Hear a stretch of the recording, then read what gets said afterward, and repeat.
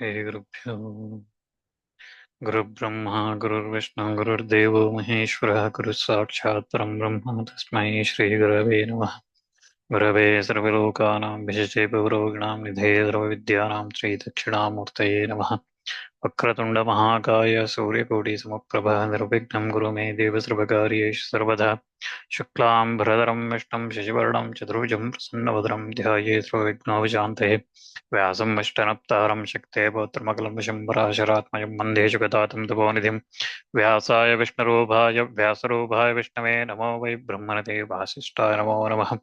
नारायणं नमस्कृत्य नरं चैव नरोत्तमं देवीं सरस्वतीं व्यासं ततो जयमुदीरयेत्. Previously, we were looking at Bhishma classifying the Kuru warriors, whether they are Maharathis, Atirathis, Rathis, and Ardharathis. So, like that, he was classifying. And then, continuing that, Karna, at the end of that, Karna becomes very angry that Bhishma has classified him as Ardharathi. And why did he classify him as Ardharathi? It's because Karna had this ego and is always angry with Arjuna, and he always boasts that he is going to defeat Arjuna in the battle, and also he is carrying those curses from Parashurama and also a Brahmana, and he has given away his protective armor, his earrings, celestial earrings, all those things he has already given away. So that's why he does not have those capabilities and those strengths and things that's to be classified as a Rathi or Athirathi or Maharathi. So that's why Bhishma classifies, Drona agrees, and then Karna becomes very angry and he says that you are doing this to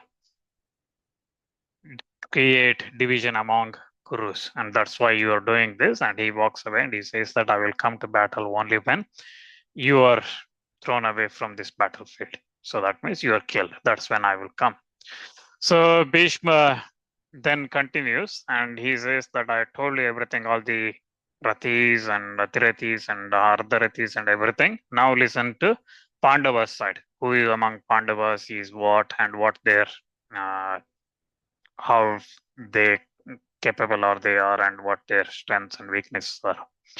So he starts with Yudhishthira. He says that the king himself is a Rathi, mighty Rathi. He is a very strong Rathi. So without a doubt, in the battlefield, he will be like a blazing fire. And then Bhima is equal to 8 Rathis. So he's not a Rathi. He is better than Rathis. He is equal to 8 Rathis.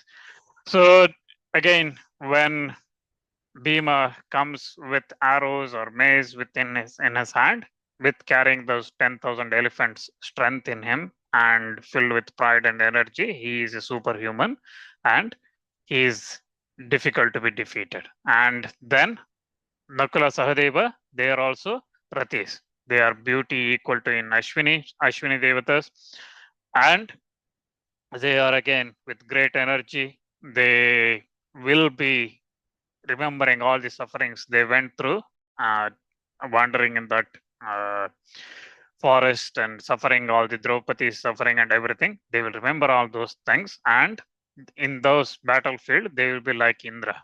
They will come and they will attack. And then all of Bhishma also says that all of them have practiced brahmacharya vows and has ascetic merits and have modesty, and they all having fierce strength. So they will be crushing their enemies, and all of them are more than human beings. So he again hints that they are divine born, and that's why they are like that. So then he also says that there is no man that can even string bows and uplift maces or shoot arrows in the battle against them. Okay, so nobody can face up to them. So there is not many people who can do that. Again, in speeding, in speed, in hitting the aim and eating in sports on the dust, or that is arm wrestling and things like that. they used to beat all of you even when they were children. So Bhishma reminds Duryodhana that they used to beat you even when they were children. They used to beat you. Nothing has changed. Even if after all this time, nothing has changed. So they are, you cannot defeat them. So that's why a collision with them is not something that should be desired. So, but you are on that path now. So even in the occasion of Rajasuya, you have seen all those things that happened, all the kings that came, and before that Rajasuya, all the kings were defeated. And again, remembering all the Draupadi's, what happened to Draupadi and the harsh speeches and everything that happened in that day's game, they will go in this battlefield like Rudra himself. So there will be made, they will be, for each of them will be like Rudra. And so this is Yudhishthira, Bhima, Nakula, Sahadeva. Now, the one that's left is the middle one, Arjuna. So as for Arjuna, having Krishna, Narayana himself as his ally, there is not among both armies any brave warrior that can be regarded as his equal. So there is no one is equal to Arjuna, especially when he's having Krishna as his ally, his charioteer. So that's why even among Devatas, Asuras, Nagas, Rakshasas, Yakshas, there is not one person that's born before, and there will not be another one that's going to be born, a warrior like Arjuna. And that Arjuna is his chariot furnished with a banner, and he will be driven by Vasudeva himself. And Arjuna is a warrior who will fight from that chariot with celestial bow called Gandiva, and he owns again those horses which as quick as wind itself. Why they are quick? Because they are given by the Gandharva, right? So Gandharvas, and their numbers will remain same. They will, those hundreds of horses tied to the chariot, they will never diminish. Even if they get killed, the another one will come in their place. So their numbers will remain. So that's why Arjuna will never get stranded. And he has that coat of mail again, impenetrable, that's celestial make, and he has those arrows which inexhaustible, right? So he has weapons from Indra, Rudra, Kubera, Yama, Varuna, and all the devatas. He has all those. So all the weapons, divine weapons, that's there. And alone, he went on a single chariot. He went and destroyed Hiranyapura. So we again, Bhishma reminds all those things that happened in Vanaparva, whatever we looked at in the Vanaparva when Pandavas in forest, all those things he reminds, right? So he went there, Hiranyapura, and destroyed everything. And he says that only Drona, the Guru Drona, and myself can go and face him. Among the two armies, only two of us can go and face him. But then again, Bhishma has said already that there is nobody is equal to him. So, but facing him itself, only two people can do when Arjuna comes in the battlefield, and nobody else can advance against that Arjuna. So he is skillful, but we both are very old and worn out. So Bhishma says that even though we have similar abilities with celestial weapons and knowledge and everything else, he is young, but we are old. So that's, you need to remember. So hearing this, Duryodhana starts trembling and he starts shaking, thinking, oh God, already he has faced Arjuna alone in that Virata battle and he knows what happened. And he knows about Arjuna's strength. So he was worried. But even now, Bhishma is saying, only two of us can face him, but we are very old, he is young, so we are no match. So then Bhishma continues. He says that Draupadi's sons, 5 sons of Draupadi, they are Maharathis. So look here. So Nakula, Sahadeva, Bhima, Yudhishthira, they are classified as Rathis, but their sons are Maharathis. And Virata's son Uttara, who ran away in that Virata battle, is Rathi. Okay, he is equal to Yudhishthira, Nakula, Sahadeva. So see how things have changed from that Virata war to the Kurukshetra war. Okay, so in that Virata war, Uttara was all only speaking and he was running away from that battlefield. But now Bhishma himself classifies him as Rati, okay, equal terms with Nakula, Sahadeva, or even Yudhishthira, right? So he classifies him because he does not have that fear in him now, right? So Uttara does not have that fear. He had all the knowledge of the weapons and everything previously when he went to Virata war, but he was scared of his life. Now he does not have that fear, which is like any Kshatriya. So that's why he is now classified as a Rati. And then Abhimanyu is again classified as a Maharati. He is the leader of the leaders of Ratis. So leader of Ratis is Atirati. Atirati's leader is Maharati. So Abhimanyu is Atirati, and again he is equal to Arjuna himself and Krishna. So Abhimanyu is equal to Arjuna and Krishna. So imagine Arjuna himself, no, there is no one on Kaurava's side to face up to Arjuna. But we are now saying that there is another one like Arjuna in that army, and he is Abhimanyu. And he is very light hand, he is very quickly like Arjuna. He shoots the arrows in a single line continuously, and remembering again suffering of his father, he will put his strength. Then there is Satyaki. He is again a Maharati. So remember all the names coming here, and Bhishma, how many people Bhishma classifies as Atiratis or Maharatis and things like that. Because if you look at Pandavas side, Kaurava's side, how many Atiratis or Maharatis were there, and how many Maharatis were named here. So Satyaki is a Maharati, and then again, Uttamaojas, he is a Rati. Yudhamanyu, he is a Rati as well. Then there is, he talks about Virata and Drupada. They are both are Maharatis. They are, even though they are old in years, they are observant of their Kshatriya duties and Dharma. So they have that knowledge, and with their, because of their relation with Pandavas, they will display full strength and prowess in that battlefield.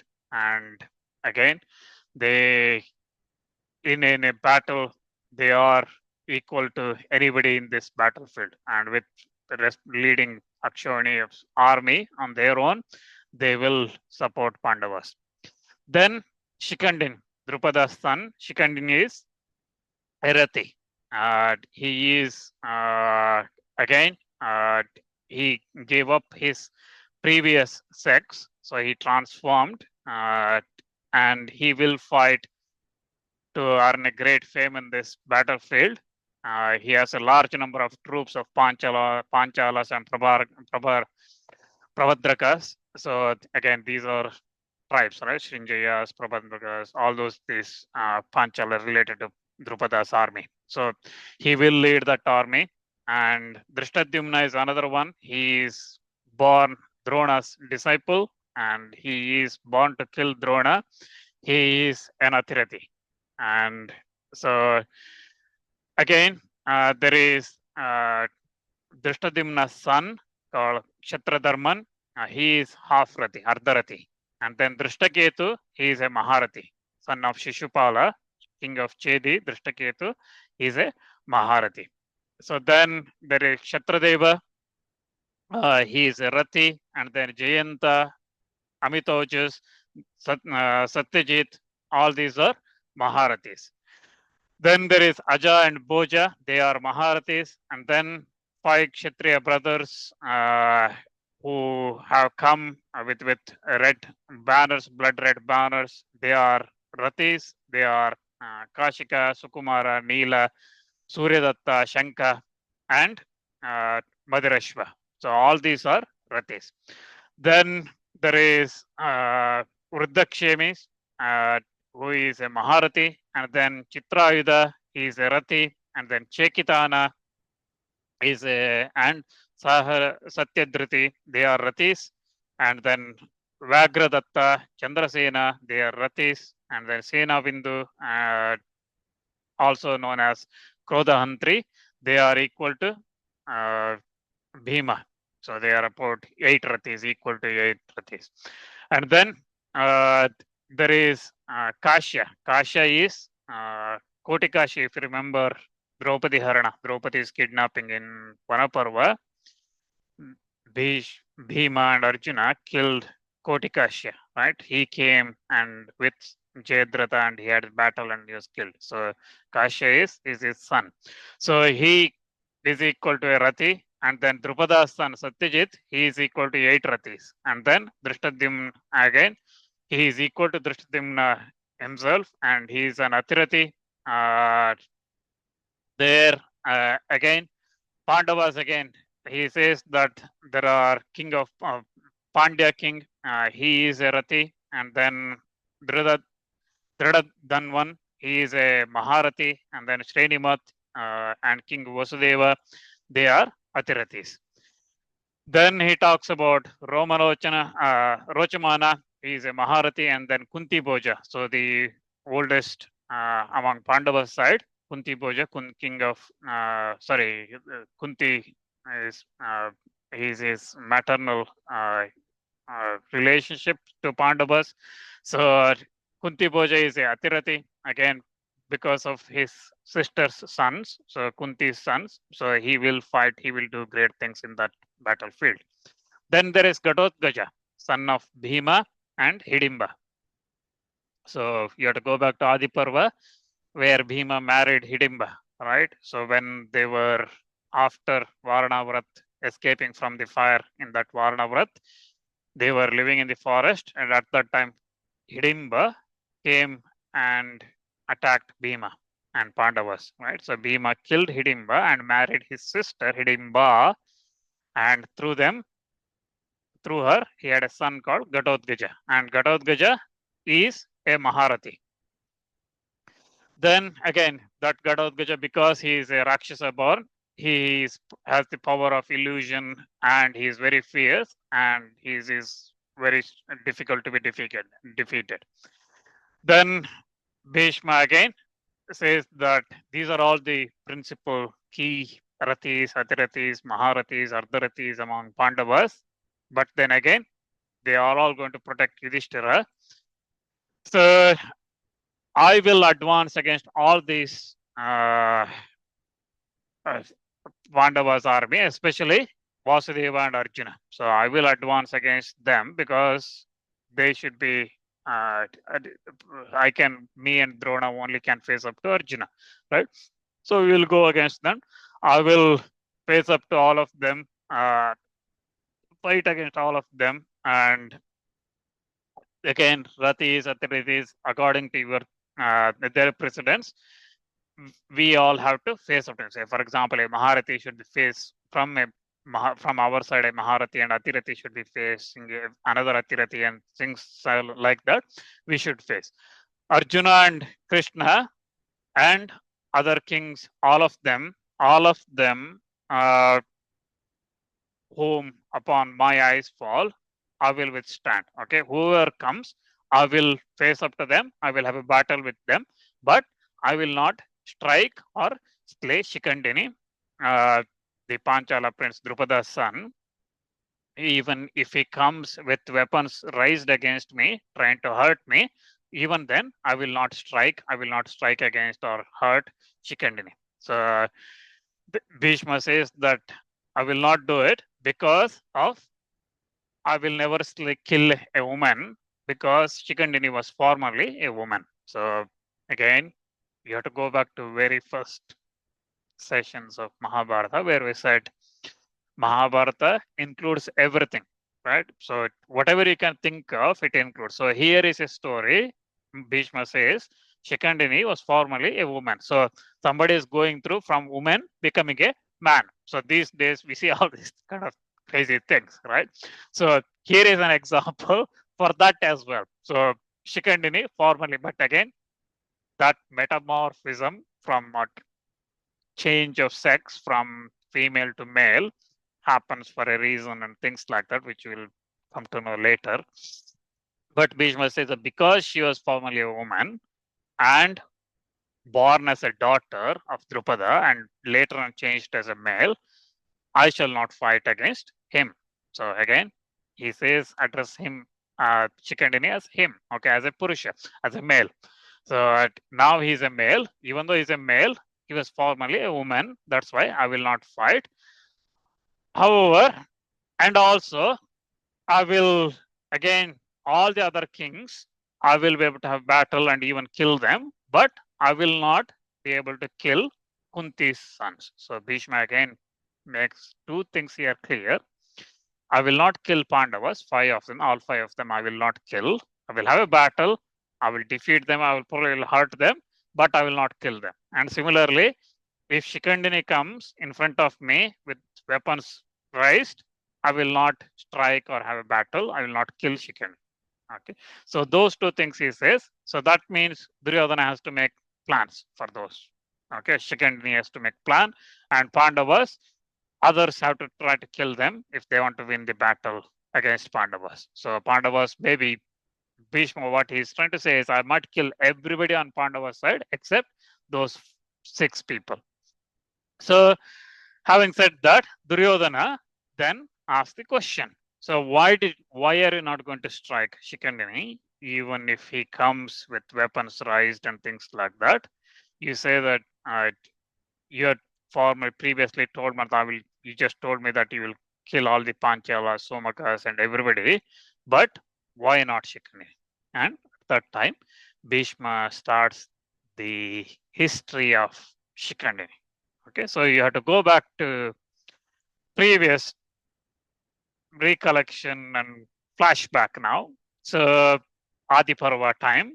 So Shantanu, Bhishma, all this narrating Bhishma. So when he says, I am doing this, so it is Bhishma saying, okay. So previously, when my father, Shantanu, was celebrated in all the worlds and things like that, after his departure, Chitrangada became the king of Kurus. And Chitrangada got killed by the Gandharva with the same name, Chitrangada. So he had a battle with a Gandharva named Chitrangada, and he got killed in that battle. So after his death, and taking counsel from mother Satyavati, so Satyavati is that Matsyakanya, right? So the fisherwoman girl who Shantanu married, and because of their marriage, Bhishma, or at that time is known as Devavrata, made the vow that he's not going to get married and not going to have children, and he will not become king, and all those promises, vows he made, right? So Satyavati, he taking counsel from her, he installed Chitrangada's brother Vichitravirya as the king. And even though he was young, Bhishma looked after the kingdom and everything. And when he came to age, so Bhishma, with Satyavati's consultation, decided to find a suitable bride for him. And then he heard about the Kashi swayamvara, and where Ambika, Ambalika would select their own husbands in that swayamvara, and all the kings were invited for that swayamvara. So among them, Amba was the eldest, Ambika the second, and Ambalika was the youngest. 3 princes were going to pick their husbands in that swayamvara, and all the kings were prepared there. And I went to that swayamvara in a single chariot. So that means I did not take any army or anything with me. I went alone. So that's what it means. So when he says single chariot, I went there and I saw those 3 maidens with all the ornaments and everything, kings assembled there and for the swayamvara. I challenged all the kings in that battle for an encounter with all those things, and I took those girls, maidens, on my chariot, repeatedly telling all the kings, Bhishma, Shantanu's son, is carrying by force these maidens, these princesses, and you kings, if you want them, show your power and try rescuing them. By force, I do take them away. If you are making you all of you as the spectators of or witness of this action. So Bhishma makes that claim in that assembly of all the kings, and he takes those 3 princesses, Amba, Ambika, Ambalika, by force and carries them to his chariot, and he starts moving. Then all the kings assembled there. They became angry and they prepare their uh, army, whoever they came with, and then they start attacking Bhishma. And when all those kings are surrounded Bhishma with his own arrows, he stopped all of them, like Indra defeating Dhanavas. He defeats everything, and then he cut down all the king's chariots, horses, and everything, and then throw them away. And then he defeated all of them, and then took those maidens to Satyavati and presented them what he has done. He has told everybody, Satyavati, that all those things that happened in Kashi, saying that I went there, took by force all these three maidens, and so he explained everything. I have got these daughters of Kashi here. They are having beauty. They only their beauty is the dowry. So, for the sake of Vichitravirya, I have abducted them, all of them. So then Satyavati, with very happily, she blessed Bhishma for the great thing he has done, defeating all the kings in that Kashi battle, and then she prepares for the marriage of those three Kashi princesses to Vichitravirya. And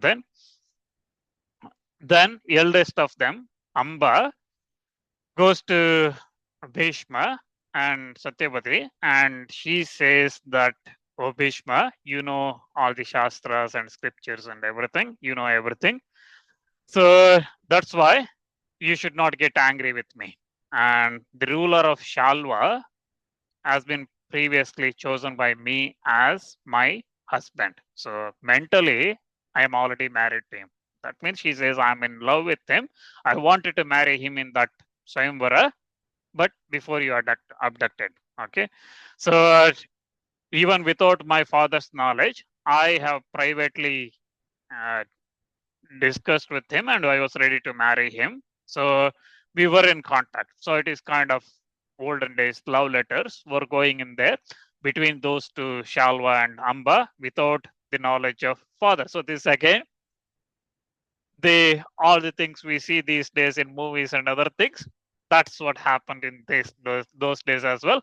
Amba, without her father's knowledge, was sending all these messages to Shalva, and Shalva sending messages back to Amba, and they were fully prepared to marry in that Swayamvara, Kashi Swayamvara.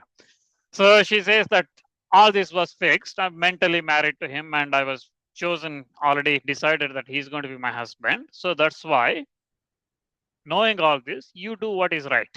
You do what you think is right, because I have already selected him as my husband. So you know what is right and wrong. You know all the Shastra. Do. Then Bhishma consults Satyavati, who is also known as Kali or Gandhavati. Anyone remembers why she is known as Gandhavati from Adi Parva?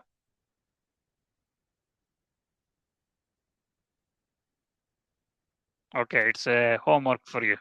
Okay, so next week we'll come back again. So Gandhavati, why she was known Gandhavati or Yojana Gandhi and things like that. Okay, she used to smell for a Yojana, her smell, body smell.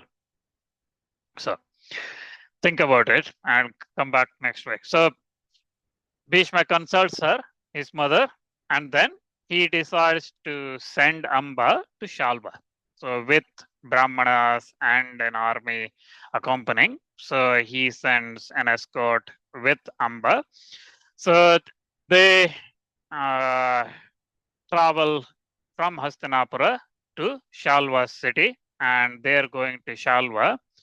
She says that I come to you expecting you, so I have come to you. So he explains to Shalva that I have come to you from this.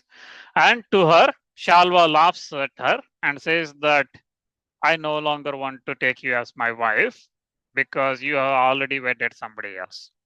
So that's why go back to Bhishma's presence and I no longer desire to have you, who has been forcibly taken away by Bhishma, and who has been taken by Bhishma after defeating all the kings and everything.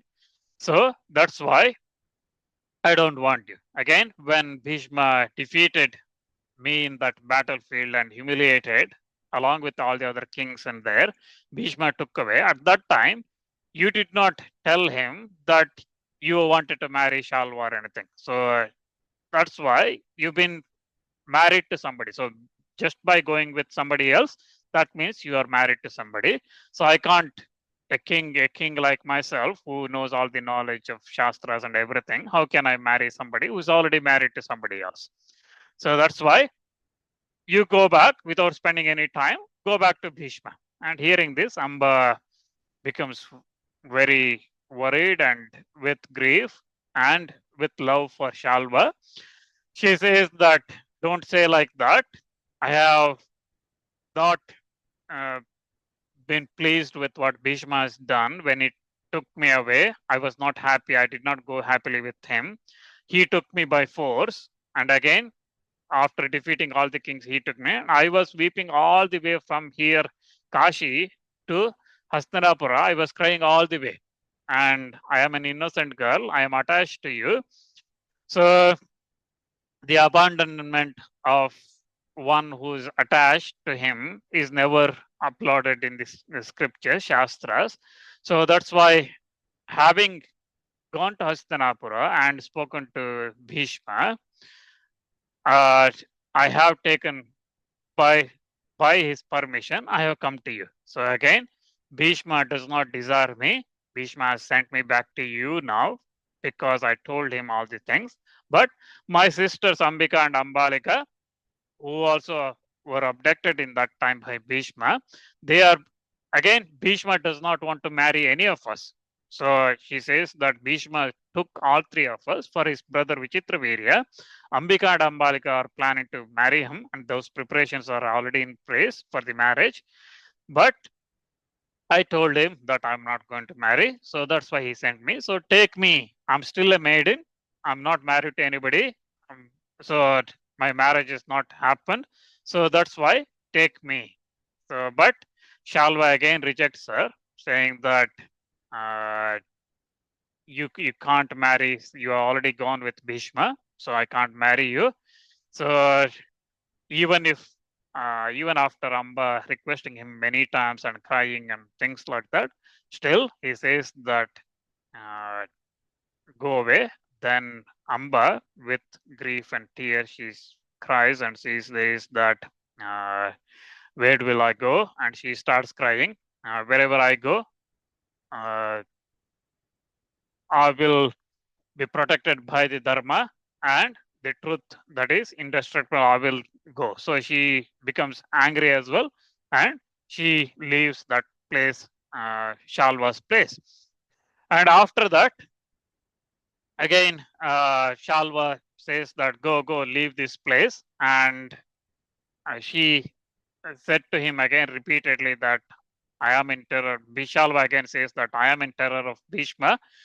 Again, if I take you, I might have to face up to Bhishma again. So that's why I can't take you. You go, you leave this place.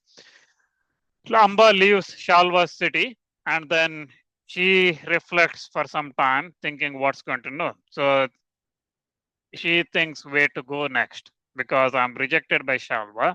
I can't go back to Hastinapura and tell Bhishma that I want to marry Vichitravirya now, because I already told him that in my mind I already married Shalva. Right? So I can't go back to Hastinapura. I can't go. Shalva has rejected me. I can't go to my father as well, because everybody will start laughing at me. If I go back to Kashi, everybody will start laughing at me, saying that she's the one who's been kidnapped by Bhishma and rejected by Shalva, and things like that. People will start calling me names and things like that. So I can't go back to my father's place as well. So whom shall I blame? Is it myself, or is it Bhishma, or is it Shalva, or is it Swayamvara, my father, who made all this arrangement for Swayamvara instead of just marrying me off to Shalva? he made all this swayamvara arrangement and everything. Why all this happens? Why I did not jump from Bhishma's car when he was chariot when he was forcibly dragging? Why I did not jump from his and come to Shalva and all those things? She, in her thought process, all these questions coming, and she blames herself, saying that I'm cursed. That's why I'm like this, and she blames herself, her fate, and again she says that this is all because of the destiny, whatever that was supposed to happen, that's happening, and my all this situation is because of Bhishma. That's why I have to take revenge upon him. So she finally, after going through all this in her mind, why all this happened, and whether I should have done something differently, whether something my father should have done differently, or Shalva or Bhishma, or all this kind of thing she thinks, and then she comes to the conclusion that this all happened because of Bhishma, and that's why I have to take revenge on him, and either going through ascetic austerities and things like that, or by battle or something, I have to defeat Bhishma in the battlefield. So how do I do this? And thinking like that, she thinks that she has to do penance and go through austerities to gain that strength so she can defeat Bhishma. She comes to that conclusion. And having made out that conclusion, she goes to leaves the city and goes to a forest where all the rishis were assembled. There she goes and she explains everything to those rishis in that ashrama, all the brahmanas and rishis assembled there. She explains everything that happened to her, every detail of that happened, and including her abduction and rejection by Shalva and everything. She explains everything. And there was a brahmana named uh, Shaikavatya. He was again with great merits, and he was also guru of script shastras and aranyakas. So aranyakas is a part of Vedas, where those forest dwelling were those who are in the uh, vanaprastha stage or forest dwelling rishis. They follow that. Okay, so it is for them aranyakas. So those part of Vedas. So he is guru of Dhartana. He again says that he addresses Amba and says that if it has been what you said, what can rishis residing in this place in the forest here, what can we do? So he says that, but Amba then says that you all have to show mercy on me. So because I want to practice with austerities here along with you. So you help me with all those things. And all that I suffer now is fruit of the sins that probably I have committed from ignorance in my previous life. So that's why I don't want to go back to my relatives or anybody, or even to Shalva, who has humiliated me. So give me instruction. So that means give me diksha for this penance I want to do. So when she says that this rishis there, the they comfort her, and with examples and all these things, so you can't do this, you can't do this, all those things they tell her, they console her, but Amba was not settled. Again, those rishis again say that some of them say that take her back to her father's house. Some says as let's take her back to Shalva and convince Shalva. Some say that take him back to Bhishma and things like that. They all give their own opinion, and they also tell her that for a woman who has been at normally is protected by her husband, but when her husband is no longer in protection, she has to go to, or when she has problem with her husband, she has to take her father as her protection. That's why it is better to take her back to her father. So all those rishis and brahmanas assembled there, they all keep giving one after another their suggestions. But Amba says that I can't go back to anywhere. I can't go back to Kashi or Shalva or Hastinapur or anywhere. So my future is is with austerities and things like that. So that's why you protect me. So she seeks that protection. We will see what happens after that in the next time when we gather.